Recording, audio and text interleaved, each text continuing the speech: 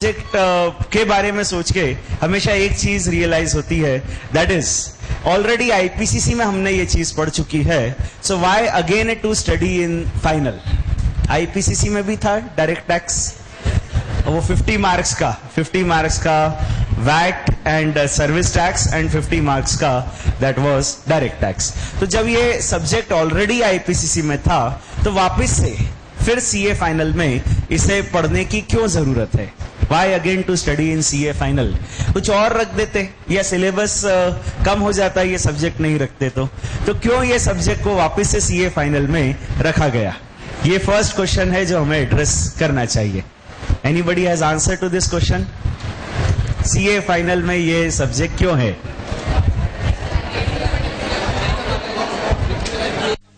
Practical life में यही काम आता है। पहला जवाब, एक ग्रुप बन जाए, अधूरा अधूरा सा लग रहा था तो एक ग्रुप बनाने के लिए इनडायरेक्ट टैक्स तो है, डायरेक्ट टैक्स भी होना चाहिए ताकि एक ग्रुप पूरा बन जाए। और कुछ answer?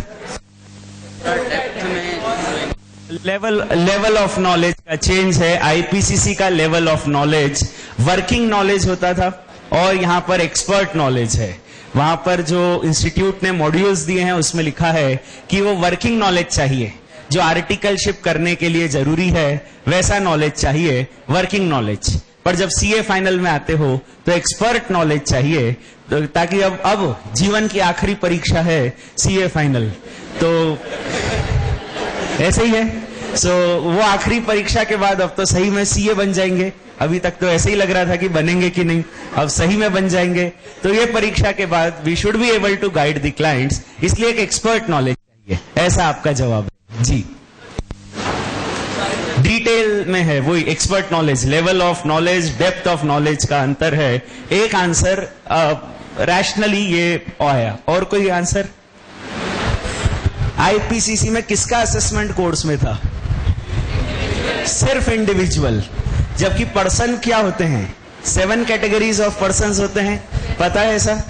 Individual, HUF, partnership firm, company, AOP BOI, local authority and artificial judicial person.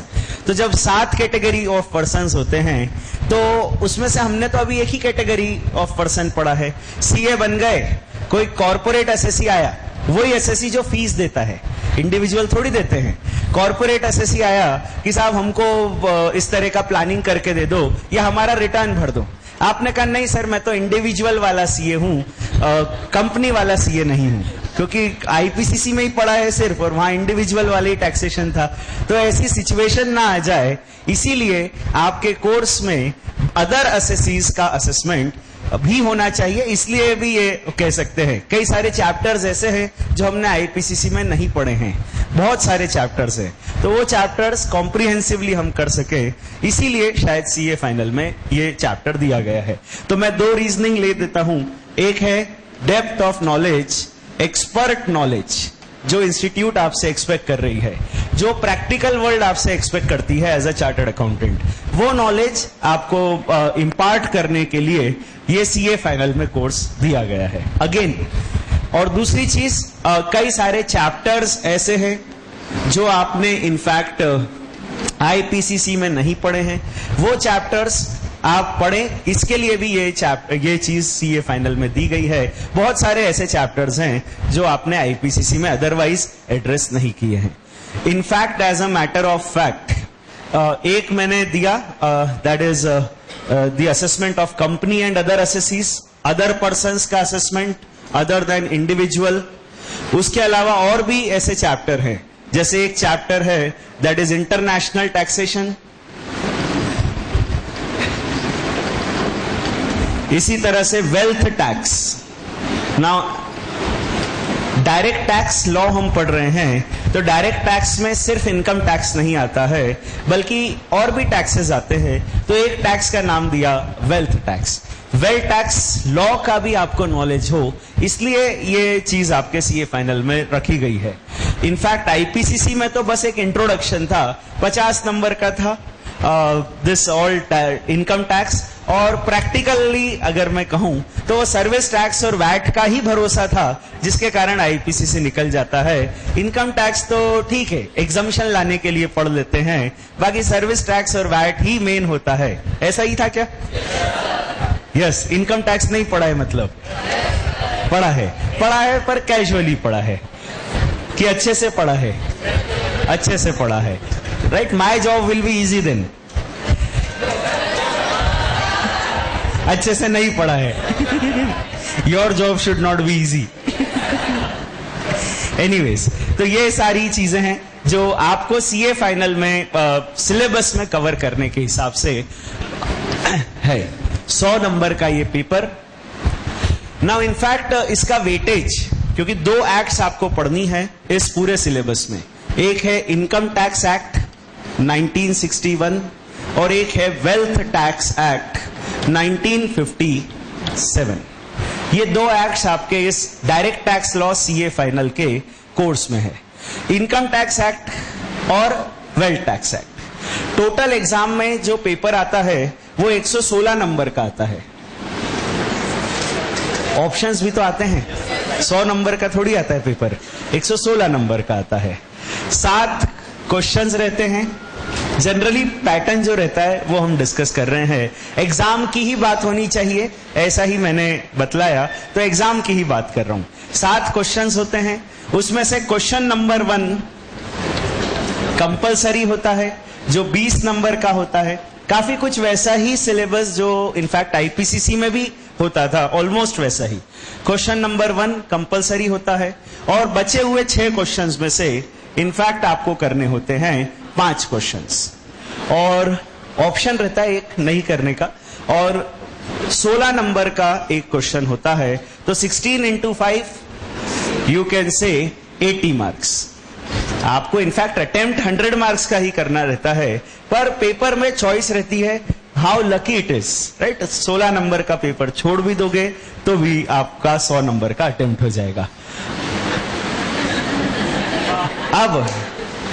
अब वेल्थ टैक्स एक्ट जो है उसका जनरली ऐसा कहीं लिखा नहीं है, किसी समय लिखा हुआ रहता था कि वेल्थ टैक्स का एग्जैक्ट वेटेज कितना रहेगा, और तब वो जब लिखा हुआ रहता था कि एग्जैक्ट वेटेज कितना रहेगा, इनफैक्ट तब पेपर ऑप्शनल नहीं आता था, तब मैंडेटरी आता था कि इतने का ही पेपर आएगा और इतने का ही अटेम्प्ट करना है, 100 का ही फुल पेपर आपको अटेम्प्ट करना रहता था।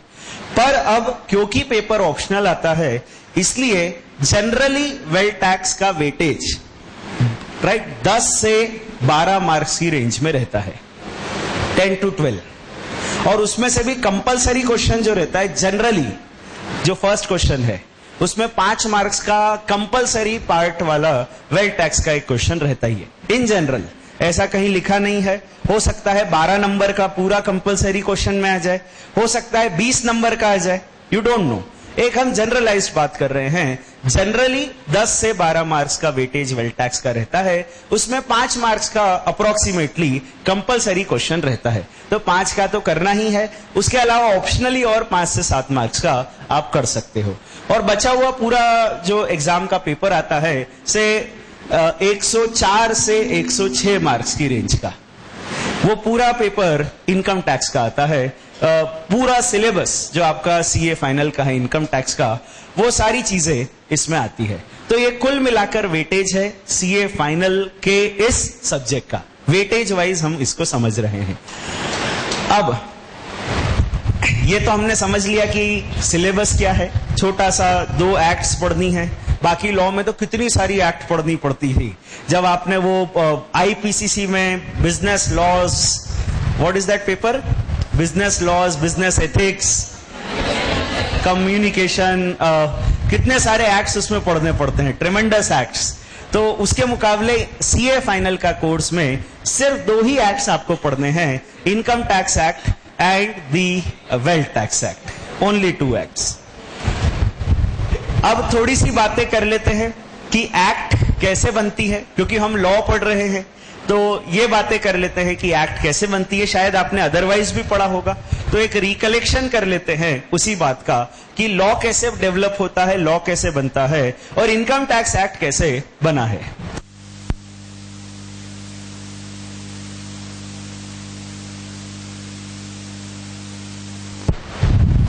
Now in India the base document is, कोई भी लॉ जब बनता है उसका बेस डॉक्यूमेंट होता है हमेशा कॉन्स्टिट्यूशन ऑफ इंडिया। कोई भी लॉ वहीं से इमर्ज होता है, from the constitution of India.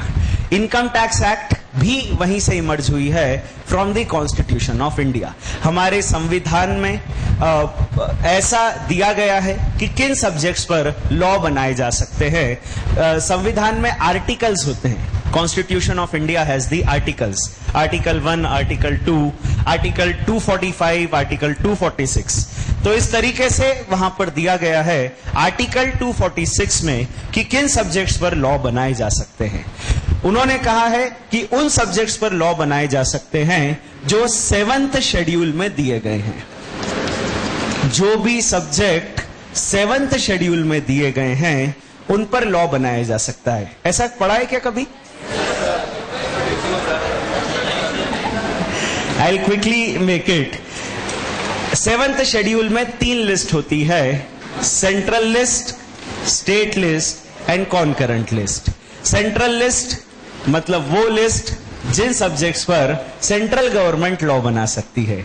State list मतलब वो सब्जेक्ट्स जिन पर स्टेट गवर्नमेंट लॉ बना सकती है। और कॉन्करेंट लिस्ट मतलब वो लिस्ट जिन सब्जेक्ट पर दोनों गवर्नमेंट लॉ बना सकती है। अब इनकम टैक्स एक्ट किस लिस्ट में आएगा? It is falling under the central list. Central list में एक सीरियल नंबर है, सीरियल नंबर 82, जिसमें लिखा गया है government can make the law on income tax. उन्होंने वर्ड्स लिखे हैं, tax on income except agricultural income, tax on income except agricultural income. Central government मतलब इनकम पर टैक्स लगा सकती है except agricultural income. Agricultural income पे शायद आपने पढ़ा होगा कि टैक्स नहीं लगाया जा सकता, सेंट्रल गवर्नमेंट एग्रीकल्चरल इनकम को टैक्स नहीं कर सकती। ऐसा कॉन्स्टिट्यूशनल मैंडेट है। भारत के संविधान में लिखा है कि सेंट्रल गवर्नमेंट एग्रीकल्चरल इनकम पर टैक्स नहीं लगा सकती है। इसीलिए कई बार बातें भी चलती है कि सर एग्रीकल्चरल इनकम जो कमा रहे हैं वो भी तो पैसा कमा रहे हैं, उनसे टैक्स लिया जाए। बट भारत के संविधान में लिखा हुआ है कि एग्रीकल्चरल इनकम पे टैक्स नहीं लगाया जाए।